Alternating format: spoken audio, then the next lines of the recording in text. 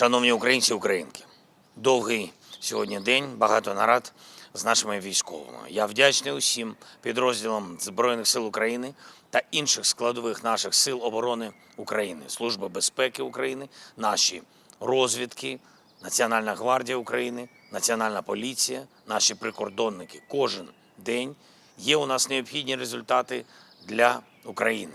І саме такі, як це визначено нашими стратегічними завданнями.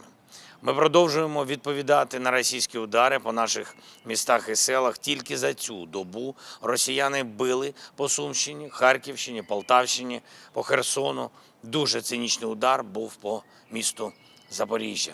Були російські удари також по Донеччині, також по нашій Харківщині.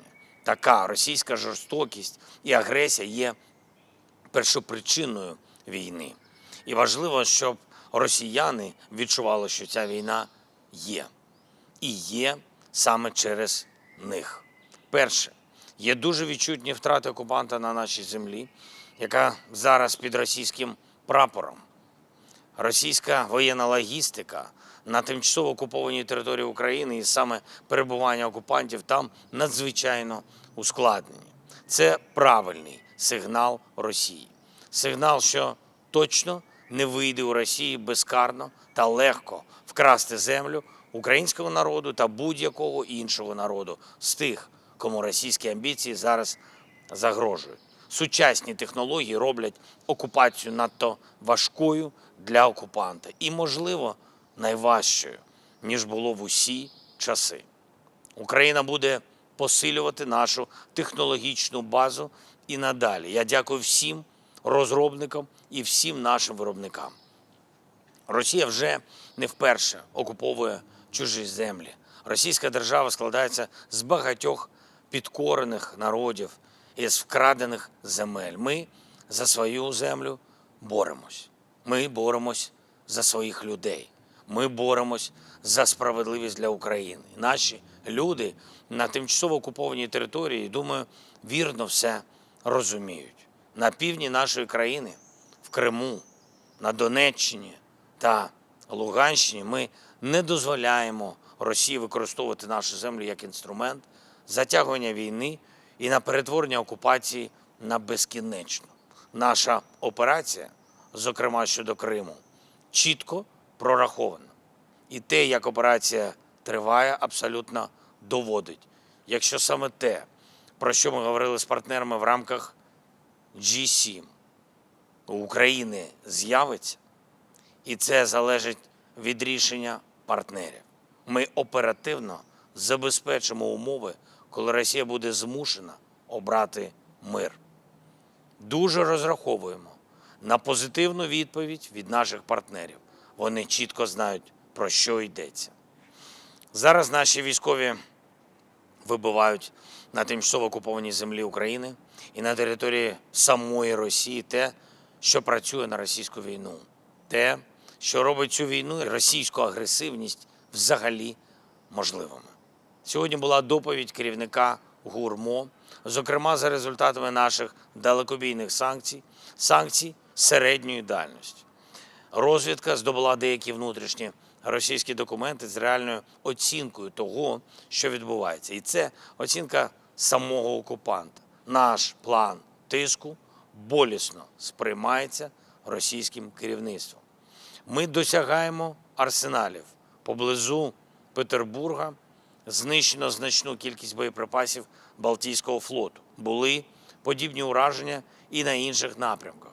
Ми досягаємо військових виробництв, як виробництво критичних компонентів для ракет у Воронежі. І саме тих ракет, якими росіяни б'ють по наших містах, по наших селах, по нашій енергетиці, по нашому життю. Або ще одна ціль, уражена ціль, завод в Чебоксарах, по якому відпрацювали ракети «Фламінго». Ми досягаємо все більше російську воєнну логістику.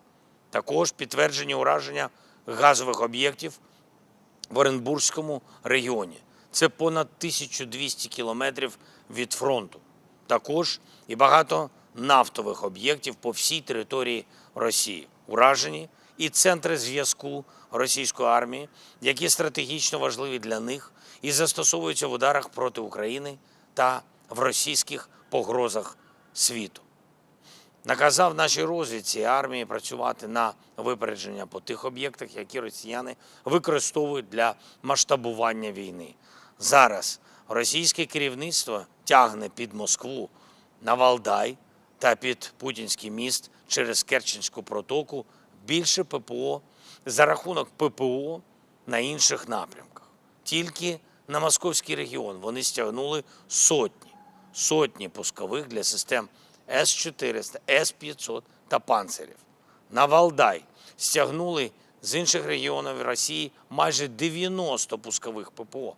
Там ще формується спеціальна дивізія ППО, щоб берегти спокій російського керівництва. Для порівняння, на усіх інших напрямках в Росії, на інші їхні міста зараз по кілька пускових. Такі пріоритети. Захищають свою владу, захищають джерело цієї війни. Вже у більш ніж 60 російських регіонах є дефіцит пального. Є також сильне зростання цін на бензин, цін на дизель, якщо вони, звісно, в наявності є. Російські спецслужби вже навіть пропонують перенести або взагалі скасувати ритуал обрання Єдиної Росії в Держдуму. Їхня чергова імітація виборів була запланована на вересень. І зараз ми бачимо по доповідях розвідки, що в Росії не впевнені в процесах на вересень. Багато складнощів. І тільки через те, що Путін відмовляється закінчувати свою війну і не чує наших пропозицій зустрічі, пропозицій реальних перемовин і достойного миру. Треба гарантувати мир. Це найголовніше завдання.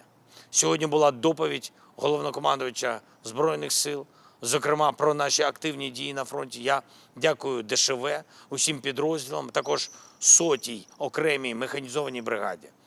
Затвердив наші подальші активності. Обговорили з командою і подальшу підготовку Drone Deals з нашими партнерами та реалізацію вже досягнутих домовленостей. Обсяги виробництва дронів мають збільшуватись. Україна ніколи не хотіла війни. Всі це знають. Від першого дня війни ми хочемо миру. Ми хочемо справедливості для України. Ми хочемо гарантованої безпеки. Російське керівництво знає, що достойний мир можливий. Знає, що окупація не може бути легалізована. Знає, що чим довше війна, тим складніше розібратись з її наслідками. Треба, щоб Росія пішла на мир. Інструменти для цього є. Я дякую всім, хто допомагає. Я дякую кожному і кожній в наших силах оборони і безпеки України, хто б'ється заради нашої держави, хто працює на оборону, хто гарантує нам влучність. Слава Україні!